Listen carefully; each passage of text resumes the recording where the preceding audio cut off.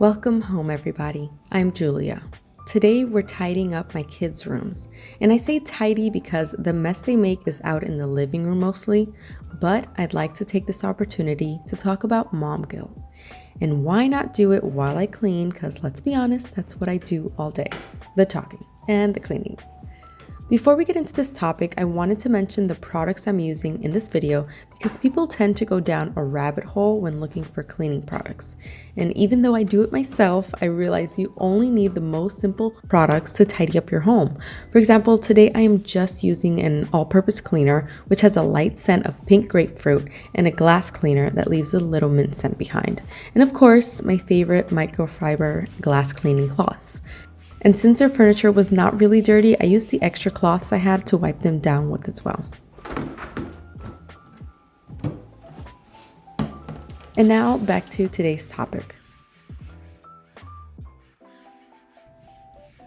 I can't give you a simple definition of mom guilt because not everyone may experience it in the same ways, but what I can tell you is how I suffer from it and how I'm overcoming it.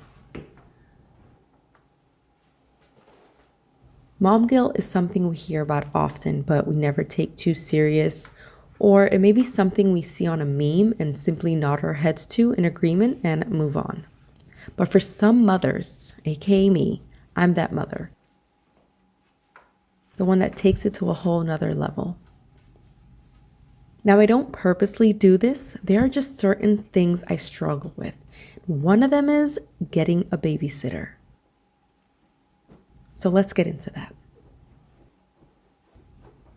Now, mind you, I am completely devoted to my family and I have been obsessed with my kids since they were conceived.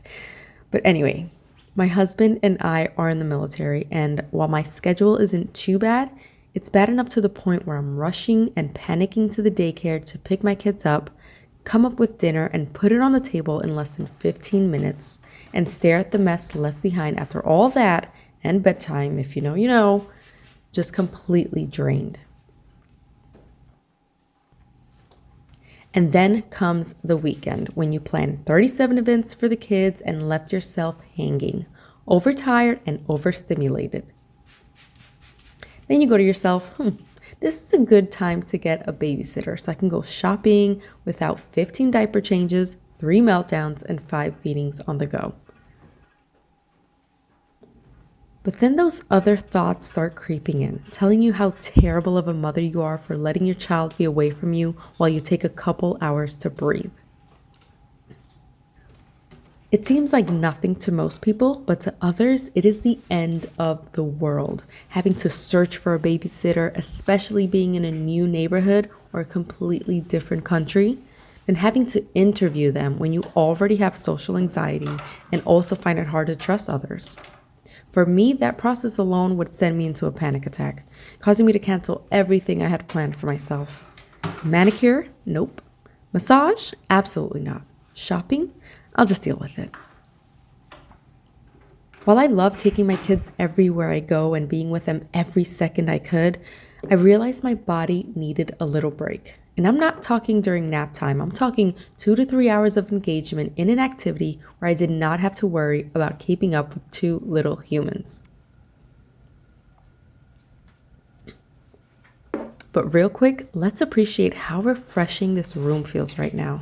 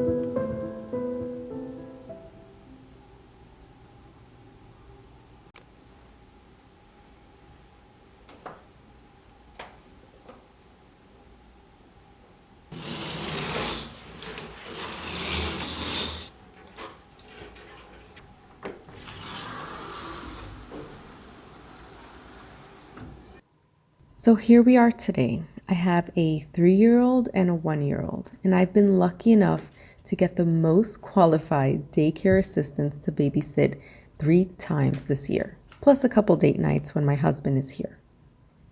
But it's something I had to force myself to do, regardless if I'm panicking the entire time I'm away.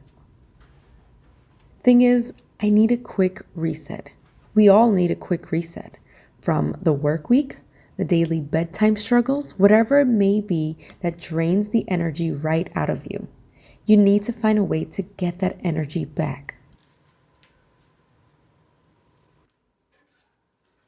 So this is your sign, Mama.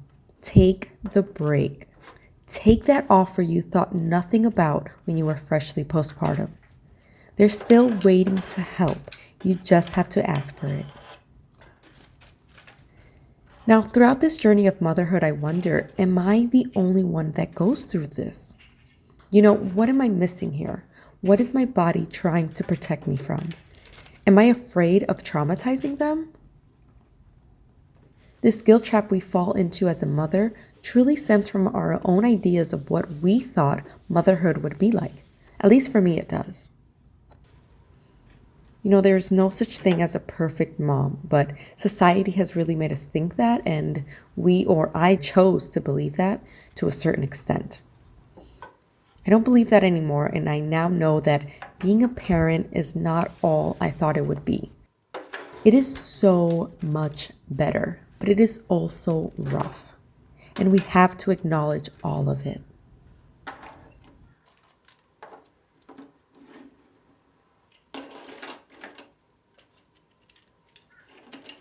Now, how am I dealing with it? My motto in life is to start small, whether that's with cleaning by choosing to solely focus on one area of the house, or creating time for yourself, which I started by setting one day out of the month to find and hire a babysitter. And I found someone I was able to build trust with. Next thing I did was I explained to them what I was struggling with, which was postpartum and separation anxiety. And they actually had experience in dealing with other mothers who did too, to my surprise. They were able to tailor to my needs, like letting me know every time my kid used the potty. Well, we got to the point where date nights were included, and let me tell you, it has helped me a lot.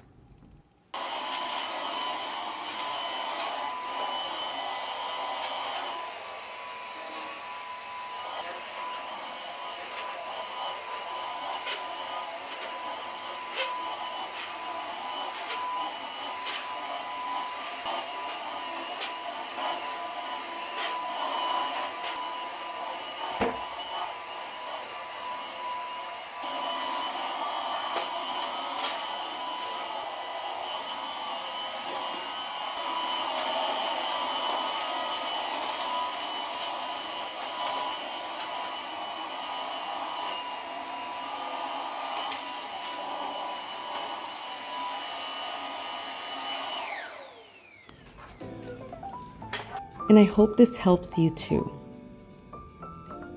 So my question for you, is there something specific you are struggling with in motherhood or in your particular stage of life? Because I noticed the only way I could take steps into healing is by identifying the problem or problems. And it may not be specific to motherhood either. It could be already instilled in you from past trauma and is starting to catch up. Just know that you are not alone.